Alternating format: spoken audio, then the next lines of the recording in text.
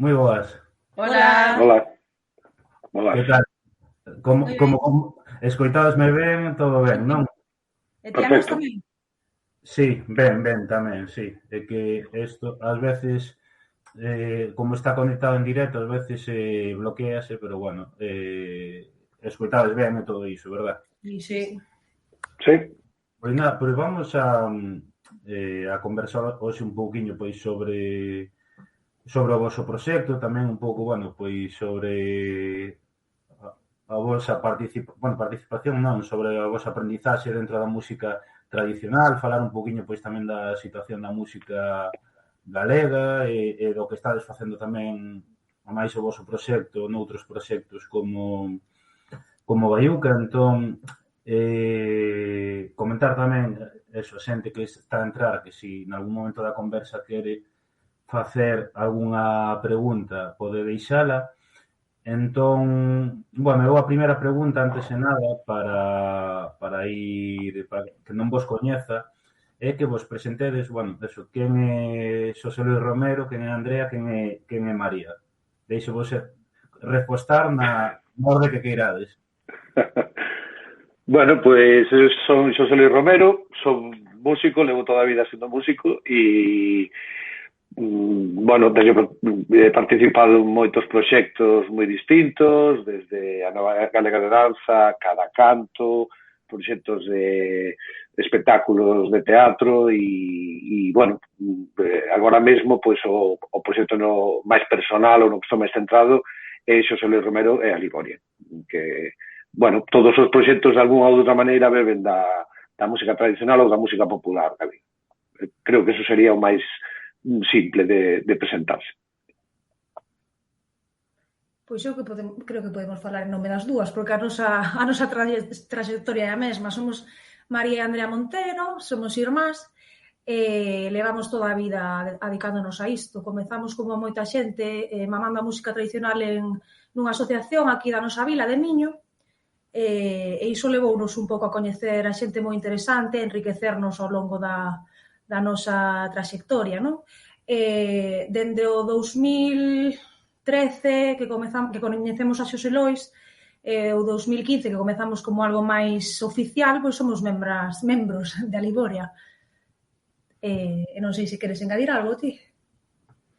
Bueno, nos, aparte de Aliboria, xunto coa nosa curmá e a outra irmá, somos Lilaina tamén, e bueno, estamos funcionando ahora un pouco actualmente con esos proxectos, con Lilaina, con Aliboria, e bueno, eu xunto con Alejandra, coa nosa outra irmá en Baiuca, xunto con Xosé Lois tamén. Tocachedes aí xa un pouquiño, entón eu quería preguntarvos tamén eso, un pouco, pois, como comezou o voso interese pola música tradicional, como vos coñecistes, e bueno, todo iso. O noso interés, eu creo que xurdiu un pouco por tradición familiar, porque na asociación na que aprendimos xa dende moi pequeniñas foi fundada polo noso tío, polo pai de Mariana, que tamén é integrante de Aliboria, e ao principio xa che digo, foi casi unha obligación. Era obligación. máis que un interés. Era unha obriga, sí. Nos meteron aí, pero nada, ao final, bueno, nos quedamos porque realmente nos gustaba e xa che digo, dende moi pequeniñas. E o que... Eu levo 30 anos xa. Sí. Sí que é rápido, pero... Carai, toda a vida. Toda a vida, sí. E nada, a Xosé Lois o coñecimos a través de Pedro Lamas, que foi o noso mestre de percusión toda a vida tamén na asociación na que crecimos en Miño. E, bueno, non sei que ano foi, 2013. 2013, sí. Sí. E o coñecimos e bueno, ele estaba impartindo así uns cursos de percusión, do seu xeito de ver a percusión, e nos interesamos por iso, e así un pouco xurdiu a Liboria, non? Nunhas clases de Xosé Lois, por diferentes persoas que estábamos interesadas na percusión, no xeito na que ela estaba ensinando, e xurdiu un pouco así. No teu caso, Xosé Lois, como comezou? Bueno, eu empecé un pouquiño antes, ainda non naceran seguramente. eu comecei pois, no principio dos anos 80, o sea, despois da ditadura, nesa transición, pois, bueno, hubo un boom do folclore, dos grupos folclóricos, en todas as vilas, en todas as parroquias prácticamente naceron grupos folclóricos, e digamos que era como unha especie de, bueno, era como o máis interesante que se podía facer en moitas desas vilas. Entón, no meu caso, pois, estou en Mera, no Concello de Oleiros, e o grupo no que comecei con 10 anos é a Marola de Mera, e, bueno, éramos prácticamente durante 10 ou 15 anos non había rapaz ou rapaza que non pasara por ese grupo, que ou tocara, ou bailara, ou que fose, non? Entón, bueno, era como o punto de encontro, e eso, pois, foi eso, aos 10 anos comecei, primeiro empecé, bueno, bailando, logo un pouco tocando a gaita e tal, e, bueno, ao final me asentei no tamboril, fun tirando por aí, e despois, paralelamente, pois, bueno, sempre, digamos, tive moitísimas inquedanzas musicais, sempre escoitei música de absolutamente todo tipo, e, en certo modo, pois, eso foi creando unha especie de universo sonoro e conceptual na miña cabeza que pouco a pouco me foi levando a digamos, compoñer música, a crear música non exactamente tradicional e bueno, digamos que foron así, foi un pouco construindo esa personalidade e, bueno, curiosamente eso, empecé como percusionista, logo, a partir dos 20 anos, dediquei moito tempo ao acordeón, porque, bueno, me caeu nas más un acordeón e me puxen a enredar con el e desenvolvín pois toda tamén unha trayectoria como acordeonista e como compositor, e fun levando as dúas cousas. Creo que públicamente, sobre todo, digamos, foi máis visible a miña faceta como acordeonista, ata que houve un momento no que tuve así como unha especie de cambio de ciclo, no que retornei á percusión, porque digamos que para mí a percusión sempre era un mundo que non estaba traballado, que eu esperaba que alguén o fixera, porque eu non era alguén estudiado, eu era alguén intuitivo, e sempre esperaba que aparecera alguén, pero esa persona non aparecía e había moita xente que me insistía a min para que eu ensinara como eu tocaba.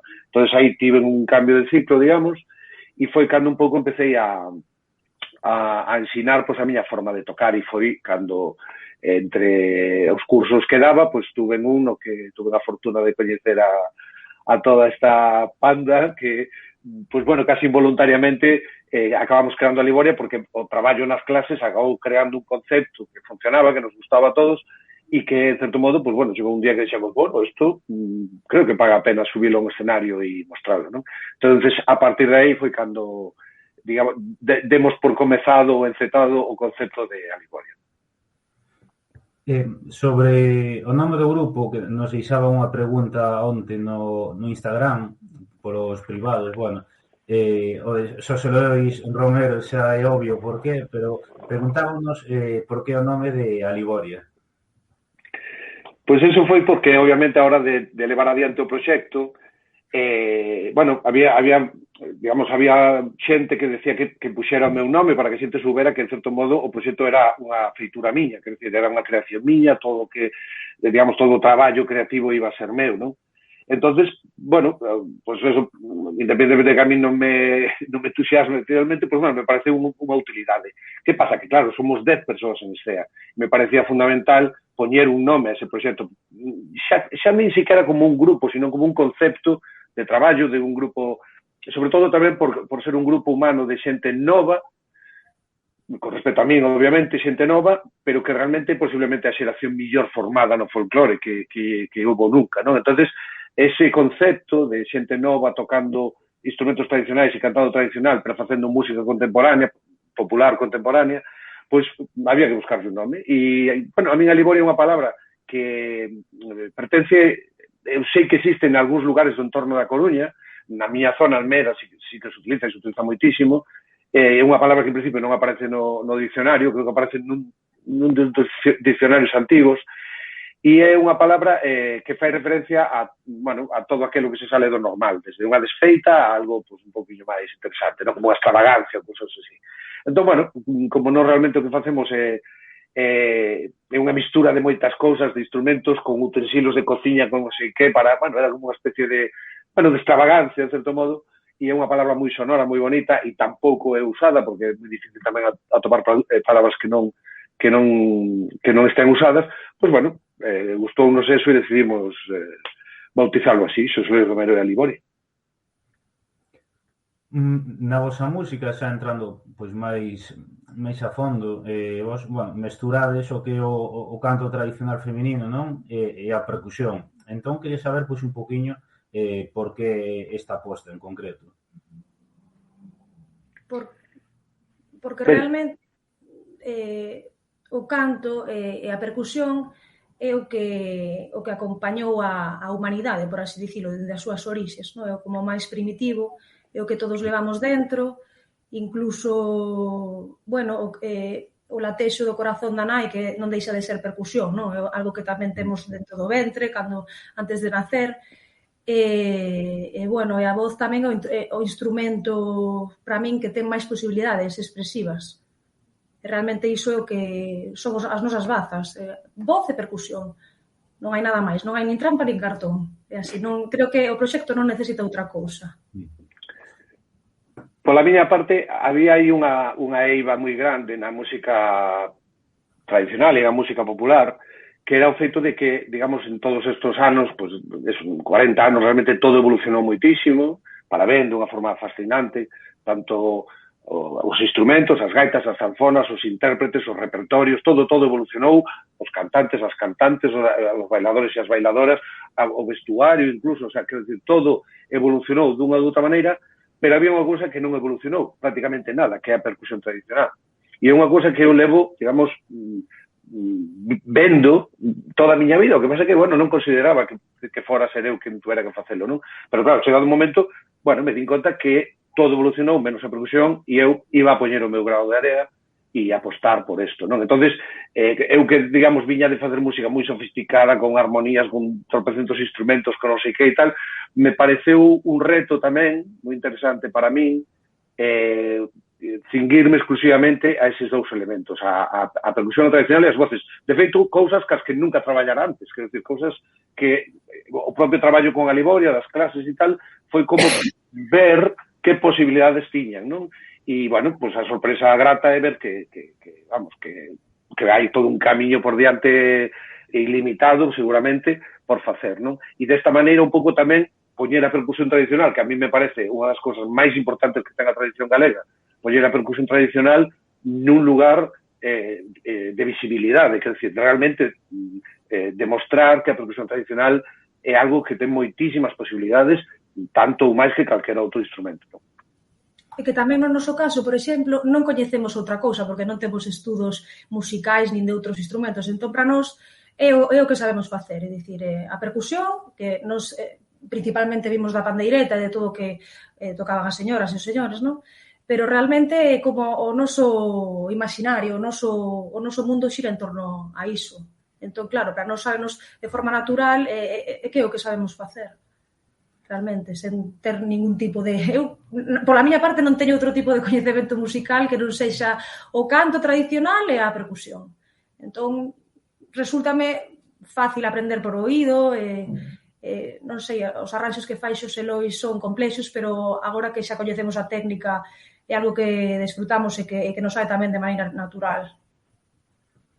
Porque eu no caso de Xosé Lois lera unha entrevista túa que ti afirmabas que a percusión galega que podía ser das máis ricas que hai en Europa, non? Creo que era algo así a afirmación. Entón, Sí, dime. Sí, no, era sobre iso, un pouco, se non lo podes desenvolver, porque a mí a verdade que foi, e sorprendeume bastante, porque eu tampouco teño tanto coñecemento neste campo.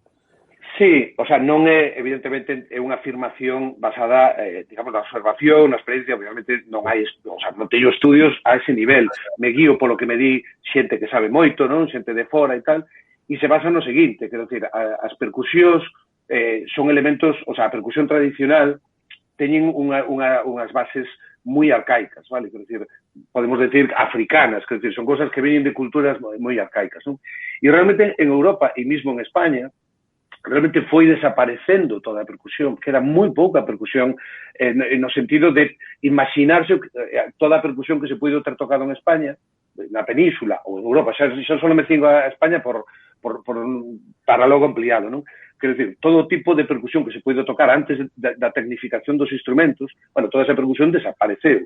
E, por outro lado, en Galicia temos unha absolutamente increíble variedade de instrumentos que non tuvemos que ir aos museos a recuperarlos, sino que estuveron vivos ata hoxe en día. É dicir, son instrumentos que, en Galiboria, non sei decir a cantidad de instrumentos que tocamos, pero intentamos tocar todos os que coñecemos e son instrumentos que de alguma maneira ou en algún lugar ou alguén tocaba ata hai nada, ata agora mismo. Entón son instrumentos que están vivos, non son instrumentos que se perderon e houve que recuperarlos, non? Entón, esa realidade galega que evidentemente está moi basada no aillamento, vale, deste efecto de ser o fin do mundo e que as cousas non chegan pero tampouco se van.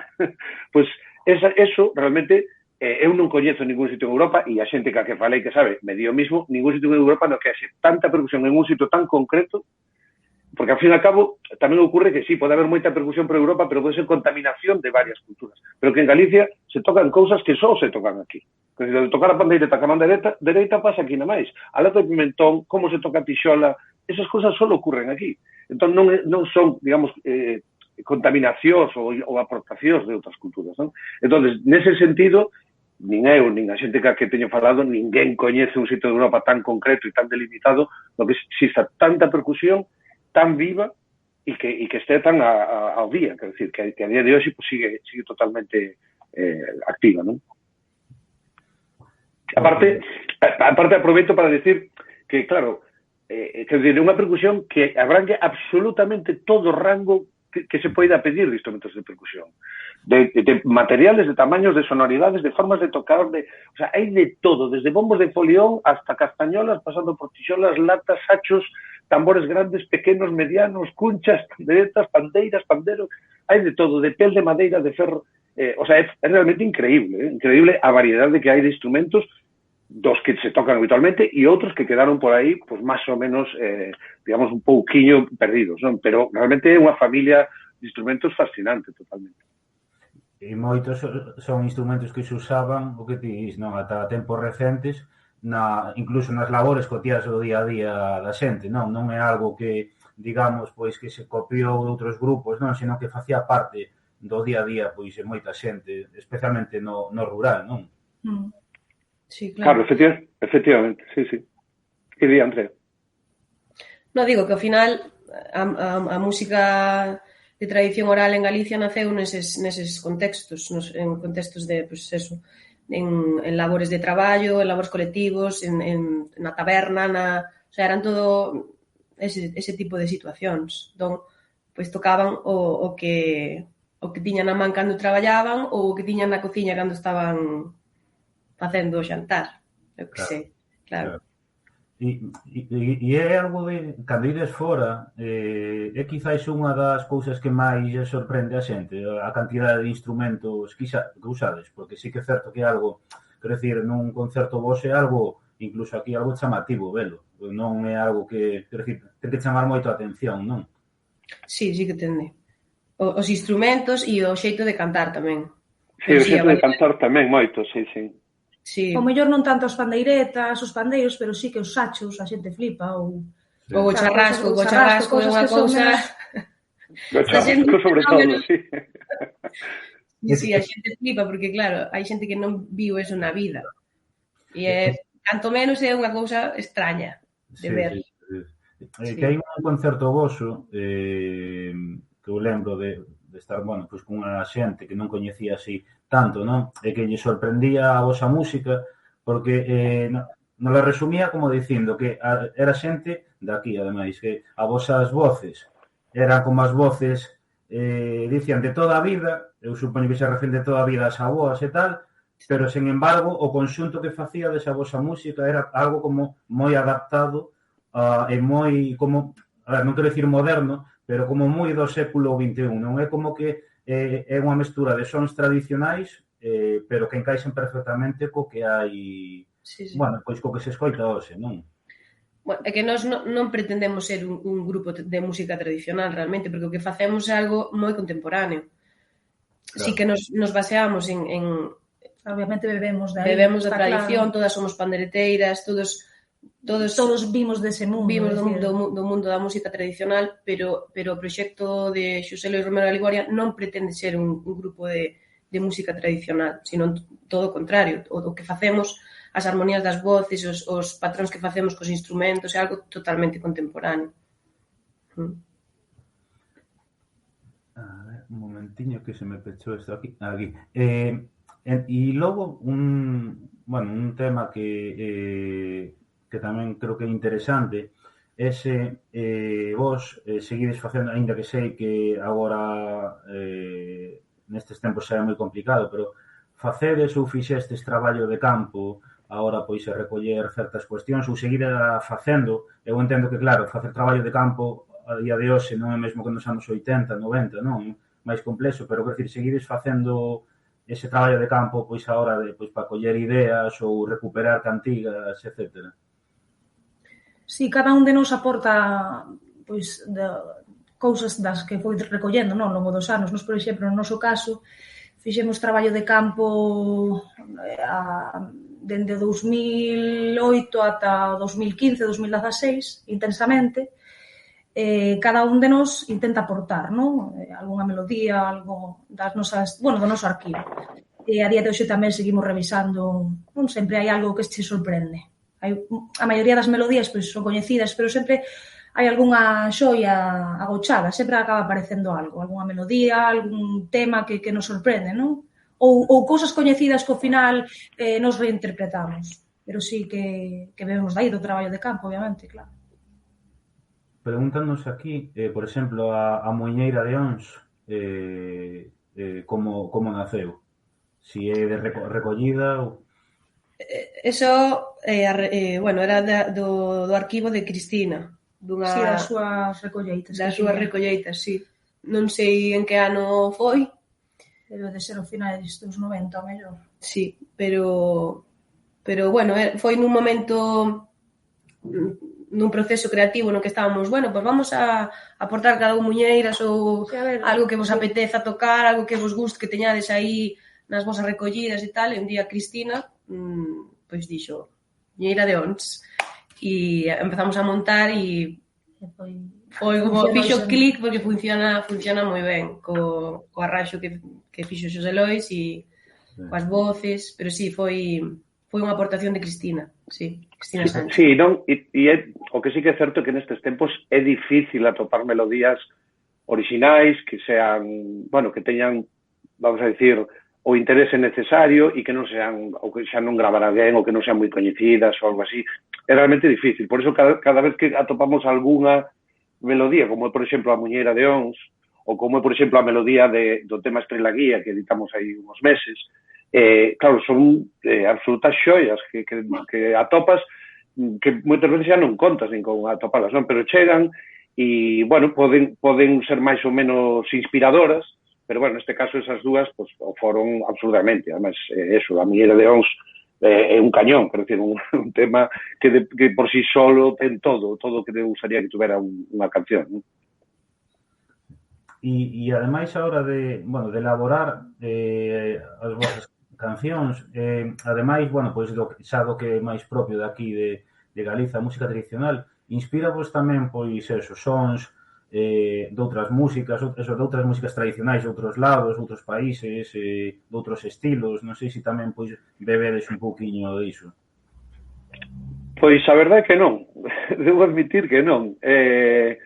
Moita xente pensa que, ao escoitar a Ligoria, pensa que, digamos, busco imitar outras músicas ou me dicen, isto é moi africano ou isto é moi tal, e eu debo admitir que non escoito nada, quero dicir, non escoito ningunha música da cual me inspire no sentido de escoito percusión africana e collo ideas.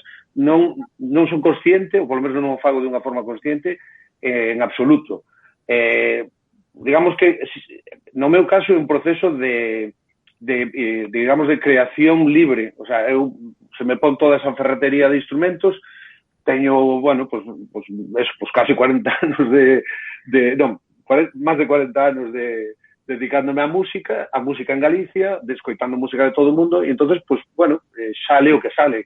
É dicir, unhas veces sona unha cousa, outras veces pode evocar a outra cousa, pero non me inspiro directamente en ningún tipo de música, ni siquiera busco imitar efectos de outras músicas. De feito, casi intento non facelo, non? Outra cousa que obviamente é casi imposible, non? Pero intento non facelo, intento, bueno, deixarme levar polo que a mí me evoca e me resulta moitísimo máis, para mí personalmente, moitísimo máis constructivo e me fai sentir moito mellor descubrir todo isto, vamos, máis que imitar, de unha maneira. Pero ao final, claro, as músicas de raíz realmente teñen moitas cousas en común. Ao final, sen pretendelo, non? Todas acaban como tendo sonoridade parecida. Claro, como digue el, non pretendemos imitar a música africana, pero indudablemente hai cousas que teñen unha semellanza, non? Por ser todas músicas de raíz. No, e o que falábamos antes, músicas tradicionais que tamén utilizan voz e percusión, claro, ao final vas a atopar algunha similitude sí ou sí. Claro. É que, ademais, eu, por exemplo, algo que tamén vexo, que comenta a xente do vosso proxecto, pero tamén do proxecto de Baiuca, non? Non sei se o vedes así, é que moitas veces a vosa música é como que inspira a entrar en trance, incluso que eso, por moita xente liga o con sons africanos, latinoamericanos, non? Pero realmente, quero decir, eses sons, se vas a un entroido galego, por exemplo, a Viana do Bolo, telos aí, non? Ou seja, non sei máis trance que ir a un entroido galego non o hai, Claro. Sí. Pois mira, aproveito eso que comentas para contarche como coñecín a Baiuca. E é porque, o sea, eu sempre pensaba que alguén tiña que facer música electrónica que a música tradicional, porque xustamente me parecía eso que acabas de dicir ti. É dicir, os dous teñen un componente de trance, rítmico, vale, que me parecía que, bueno, non que fose fácil, pero que en algún momento alguén debería de facelo, non? Entón, cando Baiuca sacou o primeiro disco, eu escoiteino, tampouco, o sea, non me quedei fascinado, pero me pareceu que estaba ben feito, me pareceu que estaba moi ben feito. E entón, ya escribín, e dixe, mira, que saibas que levo moito tempo esperando que alguén fixera isto, porque me parecía que era como algo que estaba aí, que era un ofrecimento, non? E entonces, que me gustaba o disco e tal. Entonces, él me confesou que, bueno, que a él gustaba moito a Liboria e tal. E entonces, a raíz de falar, claro, pues, digamos, a Liboria era como un pastel para él, non? Para poder facer remixes e tal, non? Entonces, empezamos a traballar a raíz de eso, non? De el sacar o EP de versións da Liboria e todo eso, non? Pero realmente estaba basado no mismo concepto que eu creo que é, bueno, se o diste e se o di alguén por aí, pues, é realmente algo constatable, non? E que hai ese elemento da percusión, porque ao fin e ao cabo a música electrónica é percusión, desa percusión, digamos, mecánica, non? Esa repetitiva, pero profunda, que ten esos graves e esa cousa que te revolve, non? Que te move, non sabes por qué, pero te move, non? E iso é unha cousa que en Aliboria sempre tuvemos claro, quero decir, que non queremos dulcificar ese son a veces un tanto brutal que temos con a Liboria, non? Quer dizer, unha sonoridade moi poderosa, moi forte, pode ser incluso ser excesivamente forte, pero creemos que a percusión galega sona así, quer dizer, non podemos querer ser máis popis, por decirlo de unha maneira, non? É así, quer dizer, ver as señoras cantando ou tocando e tal, non se andan con medias tintas, quer dizer, eso é así, non? Entón, nos queríamos manter esa esencia, non? E eso tamén entra nese aspecto de revulsivo que te conmove, non? Por decirlo de maneira, eso é o que nos gustaría, claro. Que, ademais, bueno, comentabas agora sobre o tema de Baiuca, eu quería preguntarvos sobre eso unha cousa só, e é que, bueno, como está sendo pois esa experiencia dentro dese proxecto, como estades vivindo? E podedes falar os dous mellor que a min. Peña, Andrea. Dalle. Nada, a ver, eu a verdad que che vou dicir, para min está sendo brutal. A min, bueno, está sendo brutal o que estou a vivir con Baiuca e o que está a pasar coa música galega en xeral na actualidade. A min, se me dis fai anos que vai pasar isto agora, non xo creo. E non porque non crea que a música galega mereza estar onde está estando, en palcos de festivales moi potentes. Non, todo o contrario. Pero non pensaba que isto iba a pasar e o que estou a vivir con Baiuca para min Bueno, pois está sendo un proceso moi enriquecedor, estou aprendendo moitísimo e ao final estou facendo o que máis me gusta facer, entón, que che vou dicir? Estou encantadísima, vaya. Porque...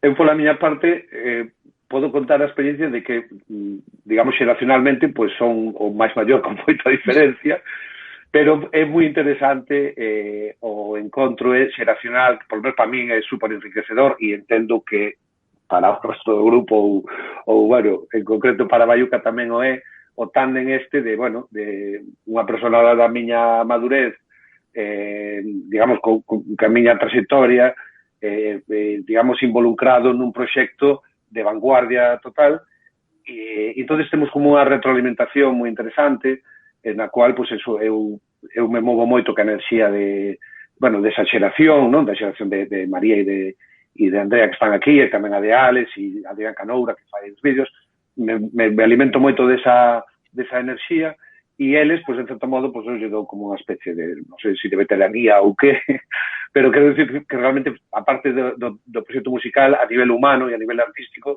é un absoluto regalo esa experiencia. E despois, o que di Andrea, descubrir que podemos ir a calquera lugar da península ou de fora e que realmente a resposta do público é impresionante. O sea, non hai medias tintas nem nada. A xente ou coñece o proxecto perfectamente e se sabe as letras, ou ao terceiro tema está absolutamente entregado sin ningún tipo de miramentos. E iso é un orgullo e é un placer e obviamente que o sea, poder ter no escenario defendendo iso por todos os lados, pois é un orgullo, claro que sí.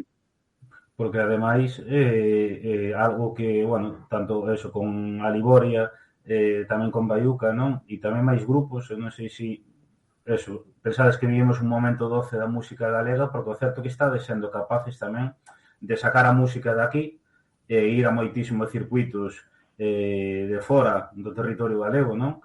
E con moito éxito, ademais, non? Cada vez máis, eso, con Baiuca, con Aliboria, tamén eso, outros grupos que estades, eso, Tansugueiras, Boñanco, Costova, bueno, xa quero dicir, hai unha xeración nova de grupos que eu creo que están conseguindo levar a música fora, que non digo que antes non sucedese, porque si pasaba, pero eu non sei se a un nivel tan masivo como está pasando agora, non? Que se está conseguindo pois sacar fora daqui, que ademais eu creo que ten que ser un dos obxectivos, non?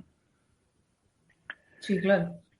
Sí, eu teño unha visión, entendo, supoño que tamén xeracional, non? No sentido de que é indubidable que a visibilidade e a repercusión e a trascendencia e o éxito que teñen proxectos galegos no exterior agora mismo é única na historia. Quer decir, bueno, non sei se é comparable antes do Barro e outras cosas, pero quer decir que con todo o mundo das redes sociais e tal, realmente a repercusión, a cantidad de xente a que se chega, eso sí que é incomparable a nada anterior, non? Entonces, nese sentido, obviamente, sí que é un gran fito e algo necesario o feito de poder poñer a música galega na mesma división que calquera outra música, porque ten tanta ou máis calidade que calquera outra, non? Pero ao mesmo tempo, eu, por exemplo, xeracionalmente, sí que me dou conta que eso, digamos, é como unha balanza na cual, agora mismo para mí, por exemplo, dentro do país, digamos que a música non está nun lugar tan brillante como estivo no pasado, por exemplo, non? Entón, é algo que eu sí que voto en falta. Quizá por los procesos creativos, quizá por, non sei, polos experimentos, pola gana de renovar, non? Como que agora está un pouco máis estático. Entón, é como que a balanza caeu agora para outro lado. Que está ben igualmente, que son cuestións cíclicas. Sí, porque aparte, bueno, eu que non vivi en outros períodos, non? Pero sí que é certo que, bueno, se ves un pouco cara atrás, pois aí nos 70 hubo un boom con toda esta música de cantautor, logo nos 80, nos 90 tamén coa música, bueno, co folk, tamén sí. Cara a este século, cara aos anos 2000, hai toda esa época do rock, do ska, todo isto que viña do xabarín e tal. E agora é como que estamos vivindo outro boom da música en galego, pero claro, supoño que terá que ser o tempo quen diga, non? Quero dicir, é certo que agora hai máis acceso a poder escoitar esta música que antes, porque hai máis opcións, pero eu sí que vexo que hai un debate entre as xentes se isto é un boom máis como foi antes o rock bravú ou está sendo un boom sen precedentes. Non sei se iso ainda se pode valorar xa ou terá que pasar uns anos. Eu, pola miña experiencia, creo que sempre se traballou por booms, e a min eso me parece estupendo. Sobre todo se os booms deixan despois unha capa, non? Quero dicir, eso que estuveches comentando ti, esas etapas, non? O bo é que non foron booms que desapareceron, sino que foron booms que puxeron esa música ou ese estilo nun lugar no cual se mantivo, non desapareceu, non, en gran medida. E eu, principalmente, te podo falar da música de raíz, quer dizer, da música popular, da música tradicional. Quer dizer, tanto os primeiros grupos como o Belladoiro, Fusión os Ventos, todos estos, hasta despois a salida dos grandes grupos xa folk actuais, o sea, actuais, quer dizer, posteriores, como Barrueto, como Guadalubre, como tantos grupos, a calidade dos gaiteiros, a calidade dos cantantes, quer dizer, todo eso foi deixando un pouso que sempre foi en aumento, eu nunca notei que fora peor, non? E agora, esa música sí que está nun punto un pouquinho máis estático, salvo proxectos punteiros, obviamente, como os que estamos falando, e hai como outros estilos que eu creo que necesitan crear tamén ese pouso para cara ao futuro, non? Para que sean un soporte para as novas xeracións. Pero eu creo que sí, que a día de hoxe estánse enganchando moita xente das novas xeracións realmente. E creo que iso é o positivo, porque aí é onde está realmente a prevalencia da música, non? As novas xeracións. Creo que sí que pois o fenómeno tan xugueiras, non? Ou música que pode ser un pouco máis contemporánea, o que está a facer tamén é enganchar a xente máis nova. Eu, no meu entorno, é o que estou observando. Creo que sí que é moi positivo iso. Sí, eu sobre eso sí que vos iba a preguntar si tedes unha visión así xeral sobre como si tamén isto medrou ou houve un boom todo o que pois a hora das clases pandeireta, baile, gaita, todo eso, si houve un boom, porque eu, por exemplo, no meu entorno e sobre todo neste último ano parece que sí, que había un boom. Claro, hai que ver se todo isto queda en parte pois nunha moda logo nuns anos volve a estabilizarse ou non, pero si hai como máis demanda, non, de todo isto. Na nosa asociación creo que sí. Incluso xente maior que se anima. Que iso, por exemplo, na nosa asociación nunca pasara. E agora temos un grupo de 20 mulleres, señoras ou adultas que queren probar. Xa non nas novas xeracións, senón incluso hai lista de espera. É algo que nos chama a atención e pasou este ano. Xa viña xente pedindo, este ano foi unha cousa exagerada. Non sei se ten que ver ou simplemente o que dicimos que é un boom ou non sei, pero o importante é que isto perdure, claro. Hai que enganchar. Sí, hai como, o sea, eu creo que por lo menos alguna xente que coñecemos e tal, realmente sí que nos fala de que pues, a ver, hai máis alumnos que nunca ou tal, eso sí que está aí en gran medida, obviamente, provocado por proxectos, o sea, en concreto como Tanxugueiras, que é un proxecto moi forte nese sentido e que é transversal xeneracionalmente, non? Entonces, o que sí que é certo e que eu creo que é unha sorte que ten a música galega é o feito de que é unha música que realmente é interxeracional e realmente non hai, digamos, un perfil único de usuario da música tradicional ou das clases de música tradicional ou de folclore, non? Entón, non hai un perfil solo, sino que realmente consigue, pues, non sei se emocionar ou gustar a perfiles absolutamente distintos, tanto de idade como de estatus social ou como eso, non? E creo que eso é unha hixiene e unha sorte que temos no folclore e que creo que lle dará moita vitalidade e moita vida, non, durante tempo, porque, digamos, elimina o sectarismo, non? Ou pensar que eso en Galicia hai moito tempo que xa non ocorre, non? Pensar que o folclore é unha cousa antigua. Quer dizer, eso xa en Galicia hai moito tempo que desapareceu, ao contrario, a xente cree que o folclore ten a característica de que é o máis moderno que podes facer en Galicia agora, cantar, tocar e bailar, eso é o máis moderno que podes facer. E ademais deso, non sei como vedes vos, pero digamos que un dos espacios de socialización máis importantes que hai no país. Eu non sei se hai algo, quero dicir, porque tú colles un calendario, empezas a ver ao longo dun ano todos os eventos que hai relacionados coa música tradicional e todo o que hai alrededor diso, eu non sei se hai algo tan masivo como iso, non? No, pois posiblemente. Bueno, perdón, di. No, di.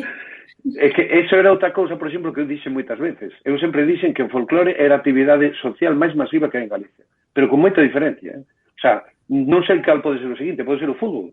O fútbol, o fútbol, o 80% son homes, ou 70 ou 90, o que queirades, quero decir, pero realmente o folclore o sea, abrangue, insisto, o sea, un rango de idade, un rango social, xeneracional, increíble, increíble. E ten además unha connotación que a mí me parece fascinante e que é absolutamente democrático. É dicir, nós, tanto elas como a min e tal, levamos toda a vida ou dando clase, ou tocando en grupos nos que se un neno tiña 10 anos ao lado hai un señor de 80 anos, están os dous tocando o mismo. E ao lado hai unha señora de 40 ou de 50 ou unha rapaza de 25 e están tocando o mesmo tema e non hai absolutamente ningún tipo de sesgo, de discriminación e de desigualdade en absoluto. E iso pasa en moi poucas cousas. E creo que no folclore é unha das cousas nas que pasa. E podemos ver continuamente, xa non só, digamos, nos proxectos artísticos en sí mesmo como grupos folclóricos, sino nas propias foliadas, quero dicir, acaba de ser a foliada da Fonsagrada, o sea, aquelo é unha maravilla, un absoluto, vamos, é un verxel, ver toda aquela xente que está implicada nunha cousa, disfrutando, vamos, dunha forma super sana e absoluta de unha cousa que é de todos, e iso é vamos, o mellor que ten o folclore, non? Sí. No, xusto iba a comentar o da Folia Fonsagrada, que aparte eu non pude ir, pero amigos que foron que dicían que había moitísima xente, xente moi nova. Eu este ano puiden estar, por exemplo, en Piornedo na Festa da Pandeira, que dicían que hai moita máis xente que hai uns anos, e vías ali público, pero bueno, xente de baile tradicional, xente moi maior, xente moi nova, xente do Bierzo, de León, de Asturias, de aquí, ou xente que non sabe bailar, pero quere coñecer, non? Quero dicir, é como que hai cada vez máis eventos e eventos que están indo a máis. E que incluso na Foliada da Fonsagrada esgótanse o sea, os sitios onde dormir dende outubro, que é unha pasada. Eu que non fun por iso, porque non encontrei onde dormir. Estivemos a dormir en Asturias. Está difícil. Sí, unha cousa que teste que poñer en verán a buscar sitio. Dentro de pouco. Sí, no, eu tamén en Piornedo na Festa da Pandeira collín de dormir e logo xa con tempo, porque tiña pensado ir igualmente, logo entereime que sí, que estaba casi todo... Bueno, e ese día xusto, ademais, había máis xente ali que o que toda a aldea en xeral que está no seu día a día. Había moitísima xente. Entón, sí, é como... E son zonas, non tanto a Fonsagrada como Piornedo, que a priori están pois máis ailladas, pero, sin embargo, eso non impide que... Nin o frío.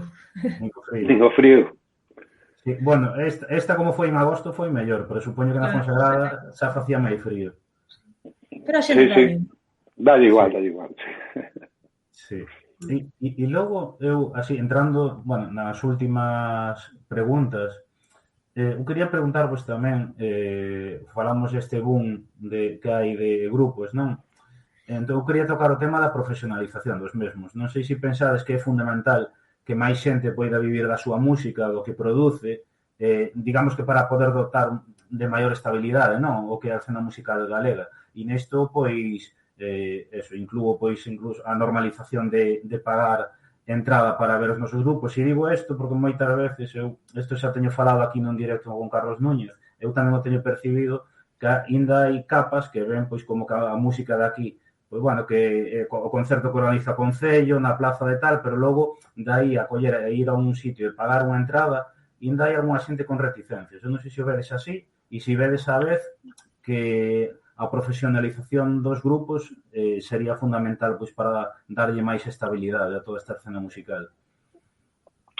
Sí, a ver, eu quero dicir, a realidade é o que se creou, quero dicir, o que se creou é que o 99% da música dos concertos que se celebraron desde hai varias décadas e se celebran son subvencionados por cartos públicos. Eso quere decir que a xente sabe que pode ver prácticamente a calquera grupo, galego me refiro, calquera grupo, en algún momento vai haber gratis en algunha praza, en algún festival. Entonces, eso anula, inutiliza absolutamente a posibilidade de que ti te atrevas a ir a un teatro pues, a taquilla, por exemplo. Por qué? porque non son cousas compatibles. É dicir, poden ser compatibles se realmente tanto a faceta subvencionada estuvera máis acotada ou se seguira determinadas cousas. Pero claro, no momento en que ninguén casi nunca pagou por ir a un concerto de música galega, é unha porcentaxe moi pequena, non se pode crear un hábito automáticamente. Tería que haber un tránsito que permitira, pois eso, que a xente valorase. E eu non creo que a xente non o valore, O sea, non creo que a xente non valora a música galega se está nun teatro. Simplemente é unha cuestión de economía básica. Quero dicir, vale, está nun teatro, ao mellor fai un espectáculo único, pode ser. Pero se non, eu sei que incluso en moitos casos a maioría dos grupos te gusta máis velo nun torreiro, nun festival, que a mellor dentro dun teatro, non? Entón, eu creo que eso simplemente, a realidade actual é consecuencia do que, bueno, da política, en este caso cultural, de tal, que se leva desenvolvendo pues, desde hai moitísimo tempo, prácticamente desde sempre, non? E cambiálo, eu creo que, bueno, será unha decisión por un lado política e por outra de tempo, eu creo que vai levar algo de tempo. E sí, e hai sobre todo como combinar a necesidade de que as institucións promovan a música de aquí con tamén que non sexa só música que poidas ver basicamente, como diste, non música subvencionada en circuitos de balde. Quero dicir, tamén sería positivo pois eso, normalizar pois que eu poida pagar 15 euros pois por ver a Xosé Luis Romero e a Liboria e outros grupos, por exemplo, por dicir algo, non? Quero dicir, eso tamén sería importante, porque é un debate que eu vin este verán, así, nalgúna xente, non? Que dicían, está ben, porque democratiza o acceso á cultura, pero sempre pasa cos mismos. Entón... Claro, pero mira, hai, por exemplo, algúns concellos que fan unha cousa intermedia, que é o feito de que a xente pague algo simbólico. Claro. Quer dicir, o concepto entre que sea gratis e que pagues algo conceptualmente moi importante, sabes? Claro. Quer dizer, onde que pagues 3 euros, onde que pagues 2 euros. O feito de que a xente saiba que para entrar nese concerto ten que dar un valor, o que sea, solo conceptualmente xa é importante. Hai moitos concellos que fan. E eu creo que, bueno, eso non é a solución, pero é como o feito de que a xente se dea conta de que, obviamente, ese concerto é posible por un respaldo popular, pero que ese produto, como produto artístico, como creación, ten un valor que pouco a pouco hai que ir dando. E eso dá pé, o sea, o ideal, o seguinte, xa sería o que diste da profesionalización, non? Pero eu creo que todo radica nese cambio de ciclo que o vaya a ocurrirse porque sería maravilloso que a música galega traballara por iniciativa privada, o sea, que pudiera traballar por iniciativa privada. Eso sería, vamos, o seguinte, xa, despois de todo o maravilloso que lle leva pasando a música galega, o seguinte xa sería eso.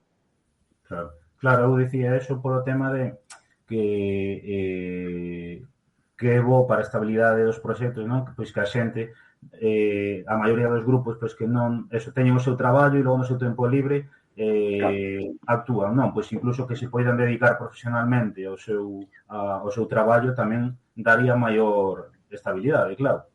Obviamente. Todo isto que estamos falando é obviando ou deixando de lado a eterna eiva que é unha industria musical en si mesma, vale? Eso xa é outro tema aparte, quer dizer, o feito de que realmente non se chegou a crear esa industria que todos arrelamos dende hai décadas tamén, pero que non se acabou de consolidar, non? Porque realmente produtos hai, transferencia pública hai, pero hai unha cousa aí que un pouco que distí, que esa posibilidade de profesionalización que a día de hoxe pois non está ainda tan claro. E eu creo que ao mesmo tempo os músicos, se teñen que decidir, bueno, optan por, obviamente, o que lles dá máis seguridade, claro. Claro. E logo xa, bueno, para entrar nas últimas 3 preguntas, recentemente acabades de sacar o tema La leyenda del tiempo, que, bueno, un tema que ten letra de Lorca e que levou música Camarón. Entón, eu quería preguntarvos eso, que vos motivou a sacar este tema, como xurdiu?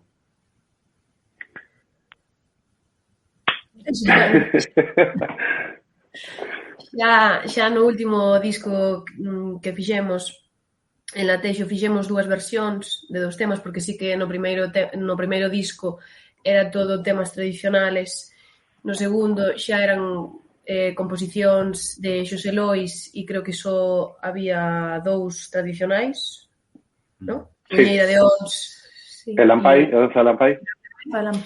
E xa nos atrevimos a versionar, pois por non sabería dicir moi ben por qué, a apetencia de temas que mellor pois lle gustan a Xosé Lois ou alguén que traia a idea de mira, este tema creo que quedaría moi guai versionalo coas nosas voces, coa percusión, non? E creo que un pouco pasou eso con la leyenda del tiempo. Sí, aí, o sea, casi teño que explicarlo eu. Realmente no que che comentaba antes de que eu realmente non intento imitar outras músicas ni nada, pero obviamente toda a miña historia musical e tal, pues hai referentes que sempre me inspiraron ou que simplemente me gustaban. E como a Liboria nunca pretendí, nin eu, nin eles tampouco, ser un grupo tradicional, sino todo o contrario, pues digamos que me parece moi interesante abrir esa porta a versionar o que nos dera a gana, sempre cando, obviamente, foran cosas que sentiramos un vínculo con eles e que tanto un vínculo tanto musical como conceptual, como tal. Entonces, primeiro foi con Milton Nascimento e con ese Ponta de Areia e María María, no disco de Latexo, e agora, pues obviamente, La leyenda del tiempo é un himno que xa non só para min, sino que, vamos, para o medio planeta é un tema fundamental. E, bueno, tiña moitas ganas de tamén encaralo e, bueno, pues, o que pasa con a Liboria se proba e funciona. E, entonces, pues, esa faceta tamén de decir, de un pouco, sabendo, é moi fácil que a xente pense que podemos ser un grupo tradicional ou podemos vir do tradicional, pero é interesante realmente que vexan que tamén podemos tocar a música que nos dé a gana, xa non digo solo de Galicia, sino de calquera país do mundo e mesmo música de autor.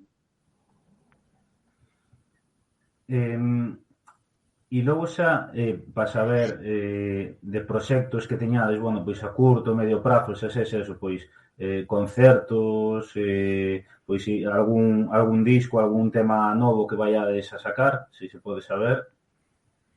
Sí. En algo novo estamos traballando. Estamos traballando, sí. Pero, bueno, hai que diga Xosé Lois. No, a ver, por un lado está con a Liboria, estamos traballando en repertorio novo, obviamente, sí. Que estamos, digamos, estos temas que sacamos son como, bueno, pues son singles, non? E seguiremos sacando cousas, e despois, pues bueno, eu personalmente agora mesmo estou traballando facendo música para teatro, para o Centro Dramático. De feito, acabo de sacar un disco que se chama Tolo, coa música para unha coproducción galego-turca. O disco saliu aí unha semana, digitalmente, e, bueno, estou combinando eso con a Liboria e despois, pues eso, tocar con Bayuca, mañan toco con Fetén en Santander, por exemplo, esa vida propia do músico, non? E despois dentro da Liboria, pues obviamente tamén hai xente que está colaborando con máis grupos, en concreto elas estuveron con Vetusta Morla, que é algo tamén digno de contar, e tamén pues colaboracións con outros proxectos de outros artistas que bueno, pues recurren ao que ven en a Liboria para incorporalo na súa sonoridade. Pregúntanos aquí no Instagram con cal credes que é o papel ou a presenza da muller na música tradicional. Se pensades que está completamente normalizado, se foi sempre un piar fundamental da música tradicional ata o día de hoxe. Eu creo que a transmisión oral en Galicia non se entende sin o papel da muller. O sea, por suposto que foi un pilar fundamental. E agora creo que está sendo o momento de poñer en valor eso, porque a súa música ao final estivo sempre, bueno, pues relegada ao cotiá e no? E creo que sí, que evidentemente para min é un dos piares fundamentais. Sí, que non o máis importante é que sustentatese todo nesa labor das mulleres. Non, que sen ter estudos, sen ter nada, nin coñecementos musicais, crearon todo isto, que a min parece increíble. Sí, eso ainda o sea, ten moito máis mérito, eso, que non tiñan coñecementos, pois eso, nin de escritura casi, nin musicais, eran auténticas poetisas e artistas cunha sensibilidade musical e unha creatividade impresionante. Para min, únicamente así como un apunte, independentemente xa do obvio, non? E que o que din elas, que decir, o canto das mulleres, a tradición oral, estivo sempre relegada e o gaiteiro era o referente da música galega, non? Esta cousa, non? Que a día de hoxe cambiou, pero queda moito por cambiar, pero a min hai unha cousa que me interesa moito e que, en certo modo, a través de Aliboria foi como unha forma de tamén poñelo en valor, e o feito de que a muller, en conxunto, a tradición oral das mulleres en Galicia representan un pasado que os instrumentos, como a gaita, a zanfona e tal, non teñen. É un pasado moitísimo máis original, moito máis arcaico, nas melodías, en moitísimas cousas que os instrumentos ao filtrar desaparecen. Bueno, pois para min o canto das mulleres, toda esa tradición oral, ten unha esencia que está moitísimo máis na raíz do que posteriormente pois supuxo pois a gaita ou o resto dos instrumentos, non? E iso, digo moito máis na raíz, me parece que é moito máis verdadeiro. O digo así con un pouco de pedantería, pero me parece moitísimo máis verdadeiro toda esa tradición oral das mulleres que o que posteriormente foron un pouco creando os homes músicos normalmente cas gaitas. Sí, totalmente de acordo. E xa para rematar, pregúntanos se tedes as tres un referente musical no persoal que vos marque, que vos marcara e que vos siga marcando. Entendo que non aclara, pero tanto na música tradicional ou non, supoño que en xeral. Pois mira, eu fai anos cando naceu a Liboria, precisamente, o noso primeiro concerto foi nunha, como unha residencia artística con os Coetus, un grupo catalán que tamén, exploraba a percusión ibérica e era tamén, introducían instrumentos melódicos e demais, pero percusión a tope. E eu me acordo que era cando estaba empezando con toda esta nova linguaxe da percusión de Xosé Lois e demais. E sempre nos falaba de Coetus. Sí, porque, eu entendo, non sei que vai dicir Xosé Lois, pero, para Xosé Lois tamén é un referente. E é Aleix Tobías, que era o director, a cabeza pensante de Coetus, que para min foi, estoupoume a cabeza cando coñecín, cando vin o que facía, como tocaba, e a día de hoxe, a nivel de percusión e como grupo, Coetus, para min son uns verdadeiros referentes. E despois tampouco fai falta irse tan lonxe. Para min, a nivel música tradicional, a miña referente, creo que a miña irmá, miña curmana, a miña outra irmá, é Franci González. Sí. Cambiounos a visión, a forma de cantar, en xeral. Foi ela. Para min, segue a ser a día de hoxe o meu referente. Pois o meu, o de Aleix, indubidable, a verdad que Aleix, eu vou decir que realmente hai moi bons músicos en moitos lados, tipo de atopar músicos virtuosos en moitos lados, e Aleix é, se non o mellor dos millores, pero realmente o máis fascinante é a súa personalidade, é dicir, saber que esa xente ten ese corazón e ten esa forma de enfocar as cousas é algo que non se consigue dedicándolle moitas horas a zoupar nun tambor, se consigue de outra maneira. E Aleix e a xente que ten ao seu redor teñen algo que é moi difícil de conseguir. E eles o teñen e nos lo regalaron a nós, nos acompañaron, nos inspiraron, nos axudaron e nos a eles mutuamente. E sí, é indudablemente un inspirador. E por outro lado, xa así moi personal, o home que me cambiou a vida é un músico brasileiro moi maior, que debe ter agora 87 anos, Albino, un señor Albino, que se chama Hermeto Pascual. Ese me cambiou a vida cando eu tiña 20 e poucos anos. E aí lo dejo. Aí a deixo para que tamén a xente que nos está vendo, se non coñece, que investigue, que seguro que son... É exactamente unha persona que vivindo partindo da música tradicional, moi tradicional, digamos, da selva prácticamente, pois foi o creador da música máis contemporánea, dunha das músicas máis contemporáneas que se escoitan no mundo e que inspirou a todos os músicos de jazz, é un referente inevitable e ineludible na historia da música recente. Bueno, levamos casi xa unha hora, entón eu creo que con isto xa podemos ixalo aquí, xa é unha hora, son as 9:30, para ter tempo tamén para cear. Entón, nada, eu pola miña parte agradecervos que estiverades aquí no noso directo, xa o directo número 62. Tamén, bueno, eso que son unhas datas agora difíciles, non? Con chega isto Nadal, é máis complicado, entón darvos as grazas e tamén, bueno, pois parabenizarvos por ese proxecto que tedes, que eu creo que está servindo pois para levar máis arriba a música galega e que o gallá pois pode ter continuidade durante moitísimos anos. Iso esperamos, e nos ateimos, claro, que duren moitos anos. E que a verdade, ademais de todo iso, fainos moi felices, entón, claro. Efectivamente. Pois moitas grazas a ti por darnos este tempo para falar e parabéns polo teu traballo tamén. Sí. Graciñas, deixo vos marchar. Sí, para que cheguedes aos 1000 directos ou máis. Sí, a ver, ese objetivo, eu creo que este, non sei se será o último do ano ou o penúltimo, pero bueno, aí queda, hai que ir a polos 1000, claro que sí. Exactamente. Graciñas. A ti. Gracias. Boa noite.